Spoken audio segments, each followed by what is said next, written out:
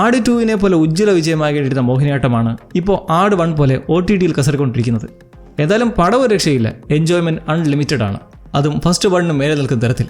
ഇതിലെ സൈജു കുറുപ്പിന്റെ ക്യാരക്ടറെ ശശി ആ മാരക സംഭവത്തിന് ശേഷം ടെൻഷൻ അടിച്ച് വീട്ടിലിരിക്കെ PT പീരീഡിൽ കണക്ക് പഠിപ്പിക്കാൻ വന്ന മാഷിനെ പിള്ളേര് തല്ലിക്കൊന്ന വാർത്ത കേട്ടുകൊണ്ടിരിക്കുന്ന ഒരു സമയമില്ലേ, അതിൽ താഴെ സ്ക്രോൾ ചെയ്യുന്ന ആ ന്യൂസ് ഒന്ന് ശ്രദ്ധിച്ചായിരുന്നോ? എലിമീശ വണ്ണത്തിലാണ് പാവം സൈജു കുറുപ്പിന് നാഷണൽ അവാർഡ് മിസ്സായത്. ഇതൊരു രസകരമായ മറ്റു റെഫറൻസാണ്. അറ്റ്ലീസ്റ്റ് വിരലുകൾ വരെ അഭിനയം വന്ന സൈജുവിന് അവാർഡ് കിട്ടാഞ്ഞത് മോശമായിപ്പോയി. മറ്റൊരു സാഹചര്യത്തിൽ ഗോവിന്ദരാജ, തൻ്റെ മാമൻ, പുള്ളി മിസ്സിംഗ് ആയ ശേഷം സുഭാഷ് സ്വന്തമായി കുറേ മിസ്സിംഗ് പോസ്റ്റേഴ്സ് സംഘടിപ്പിച്ച് പോലീസിന് അയച്ചു കൊടുക്കുകയും തിരുവോരങ്ങളിൽ ഒട്ടിക്കുകയൊക്കെ ചെയ്യുന്നുണ്ട്.